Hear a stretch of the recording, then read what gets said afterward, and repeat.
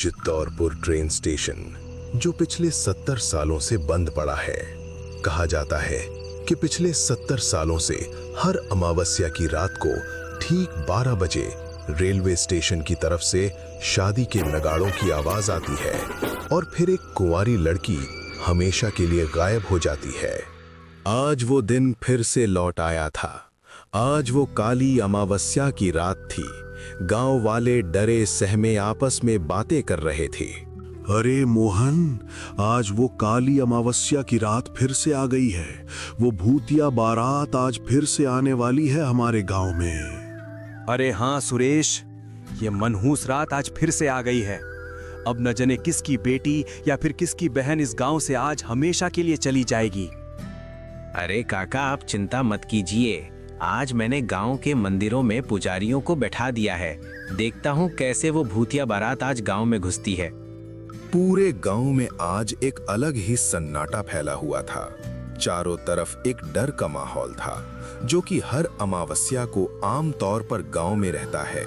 लेकिन इसी के साथ आज गांव के मंदिरों में उस भूतिया बारात को गांव में ना घुसने के लिए पूजा हो रही थी।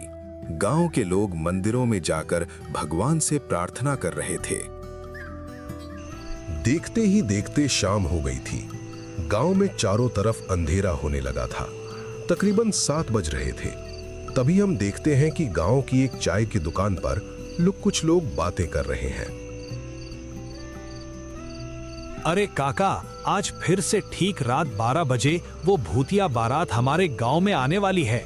मगर मुझे ये समझा नहीं आता काका कि कब तक ये बारात हमारे गांव में ऐसे ही कुंवारी लड़कियों को ले जाएगी। क्या कोई भी इसे रोक नहीं सकता है?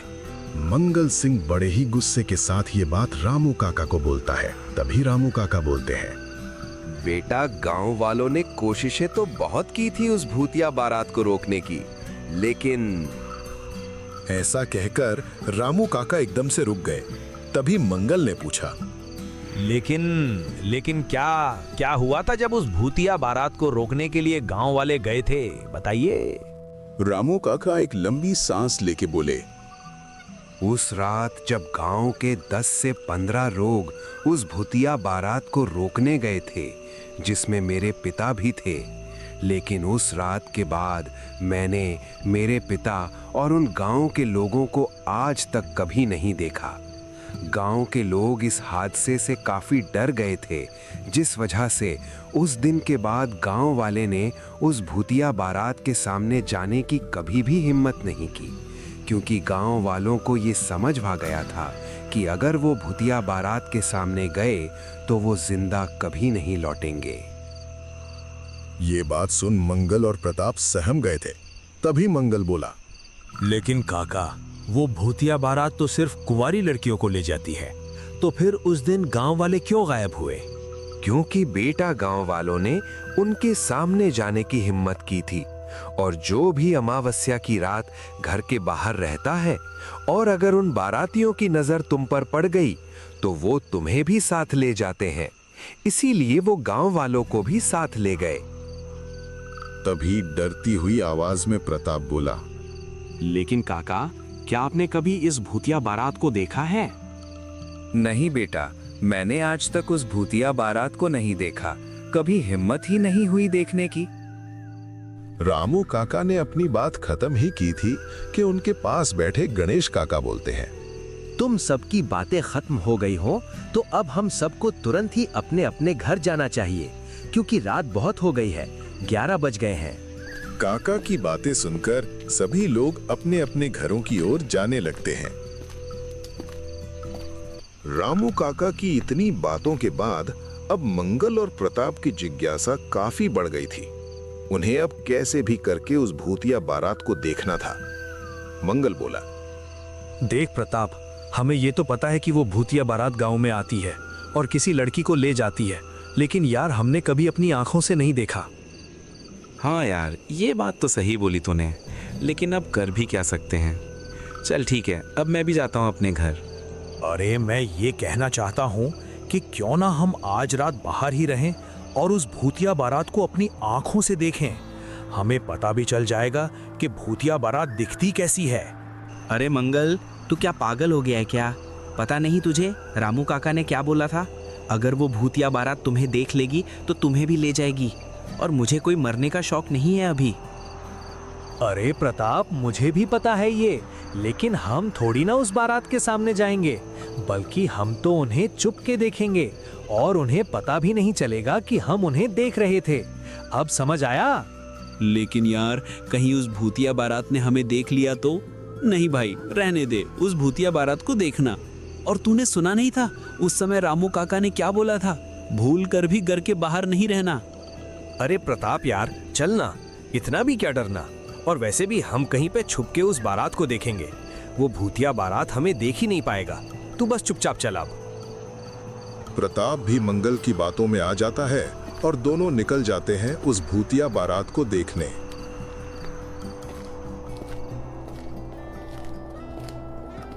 वो दोनों एक पेड़ के पीछे जाके छुप जाते हैं और उस भूतिया बारात के आने का इंतजार करने लगते हैं। राजू की बहन बहुत सालों के बाद गांव आई थी, इसीलिए वो अब इन चीजों में विश्वास नहीं करती थी। क्या भैया, आप सभी गांव के लोग अब भी उस भूतिया बारात के किस्सों को मानते हो? अब मैं बड़ी हो गई हूँ भैया, अब मैं इन भूतिया बातों को नहीं मानती, और आप भी इस अंधविश्वास से बाहर निकलो। अरे छोटी, ये कोई अंधविश्वास नहीं है, बल्कि अब भी वो भूतिया बारात हमारे गांव में आती है, और आज भी वो भूतिया बारात गांव में जरूर आएगी। और मैंने तुम्हें कितनी बार समझाया था कि जब अमावस्या की रात आने वाली हो तो गांव में मत आना, लेकिन तुम फिर भी गांव चली आई। अरे भैया, क्यों इतने डर रहे हो? कुछ भी नहीं होगा आज रात, आप सब आराम से सो जाइए। अरे प्रिया, तुम पढ़ी लिखी हो ये हमें पता है, लेकिन ये तुम्हारा शहर नहीं है, ये गांव है, और यहाँ अब भी अमावस्या को वो भूतिया बारात जरूर आती है। राजू की पत्नी लता ये बात प्रिया को समझा ही रही थी। तभी हम देखते हैं कि रात के 12 बस अब बजने ही वाले थे। गांव के लोग अपनी बेटियों को लेकर अपने घरों के दरवाजे बंद करके बैठे थे। अरे राधा, 12 बज गए हैं, वो भूतिया बारात किसी भी वक्त गांव में आती ही होगी। हे भगवान, हमारी बेटी की रक्षा करना। तभी हम देखते हैं गांव में चारों तरफ एक अलग सी शांति फैल गई थी। रात अब बहुत डरावनी हो गई थी। कुत्तों ने अब भौंकना बंद कर दिया था। चारों तरफ एक काला धुआं फैल गया था। हवा मानो पूरी तरह रुक सी गई थी। तभी ट्रेन स्टेशन की ओर से शादी के नगाड़ों की आवाज आने लगती है। तुमने सुना राधा? ये वो शादी के नगाड़ों की आवाज को, वो भूतिया बारात आ गई है राधा। हे भगवान, हमारी रक्षा करना। उधर प्रताप और मंगल डरे सहमे उस पेड़ के नीचे खड़े थे। तभी प्रताप बोला, अरे यार, लगता है आज तू मरवा के ही मानेगा। भाई चलना घर, रहने दे ये भूतिया बारात को देखना। कहीं गलती से उस भूतिया बारात ने हमें देख लिया तो? अरे कुछ नहीं होगा यार, मैं हूं ना तेरे साथ में। बस हम उस भूतिया बारात को देखेंगे और फिर चुपके से घर चले जाएंगे। कुछ नहीं होगा, तू बस चुपचाप खड़ा रहे यहाँ। वो दोनों बातें कर ही रहे थे कि उन्हें शादी के ढोल नगाड़ों की आवाज आने लगती है। पहले ये आवाज धीरे, फिर तेज और फिर बहुत तेज आने लगी। नगाड़ों की आवाज सुन प्रताप बोला, अरे मर गए रे मंगल, वो भूतिया बारात की आवाज सुनाई दे रही है तुझे। लगता है वो ट्रेन से निकल गई है और गांव की ओर बढ़ रही है। तभी हम देखते हैं कि सफेद धुएं से एक भूतिया बारात निकलकर गांव की तरफ बढ़ने लगती है।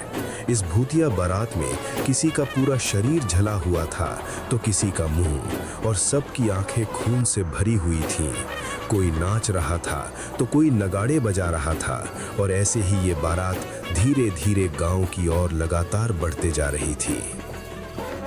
थोड़ी ही देर में ये भूतिया बारात गांव में आ जाती है। भूतिया बारात में सभी भूतों के चेहरे पर अब एक डरावनी हंसी आ गई थी।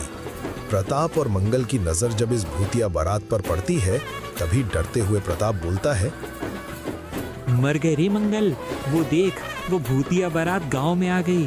अरे बाप रे, है भगवान, बस आज के लिए बचा लो, फिर इस मंगल के साथ कभी न भटकूंगा ऐसे रात में। दोनों के दोनों ही उस भूतिया बारात को देखकर मानो वहीं जम जाते हैं। उनका शरीर उस भूतिया बारात को देखकर कांप रहा था। दोनों उस भूतिया बारात को देखकर बहुत ज्यादा डर जाते हैं। वो भूतिया बारात आज जाके रुकती है राजू के घर के आगे। वो भूतिया दूल्हा राजू के घर का दरवाजा तोड़कर राजू के घर में घुस जाता है। तभी राजू डरती हुई आवाज में बोला, नहीं, मैं अपनी बहन को तुम्हारे साथ हरगिज नहीं भेजने वाला, चाहे मुझे अपनी जान ही क्यों न देनी पड़े। मैं अपनी बहन को तुझे नहीं दूंगा। तुम्हारी बहन तो आज मेरे साथ जाएगी ही जाएगी। तुम में से कोई भी मुझे नहीं रोक सकता है, और अगर मुझे रोकने की कोशिश भी की तो तुम अपने जान से हाथ धो बैठोगे। इसीलिए मेरे सामने से हट जाओ, मैं अपनी दुल्हन को ले जाने आया हूँ। राजू और उसकी पत्नी जब उसके सामने से नहीं हटाते हैं तो वो भूतिया दूल्हा उन दोनों को मार देता है। और ये सब देखकर प्रिया जोर जोर से रोने लगती है, गिड़गिड़ाने लगती है, लेकिन फिर भी वो भूतिया दूल्हा उसकी एक भी नहीं सुनता है और उसे उठाकर अपने साथ रेलवे स्टेशन की ओर ले जाने लगता है। सभी भूतिया बाराती नाचते गाते अपनी बारात को स्टेशन की ओर ले जाने लगते हैं। जब ये बारात गांव से जा रही थी तब प्रताप और मंगल अब भी वहीं पेड़ के नीचे खड़े देख रहे थे। थोड़ी ही देर में वो बारात रेलवे स्टेशन पर पहुंच जाती है। तभी स्टेशन पर बहुत धुआं फैल जाता है, ऐसा धुआं जिसमें देखना भी मुश्किल था। तभी अचानक से कहीं से ट्रेन की हॉर्न की आवाज आती है और काले अंधेरे में से एक भूतिया ट्रेन आने लगती है। ये दृश्य प्रिया के लिए बहुत डरावना था। वो ट्रेन उस स्टेशन पर आकर रुक जाती है। उस ट्रेन के आसपास काफी ज्यादा धुआं फैला हुआ था। जब वो धुआं धीरे धीरे कम हुआ तब हम देखते हैं कि उस भूतिया ट्रेन में बहुत सारी आत्माएं बैठी हुई हैं जो सब प्रिया के सामने देख रही हैं। ये सब देखकर प्रिया बहुत डर जाती है।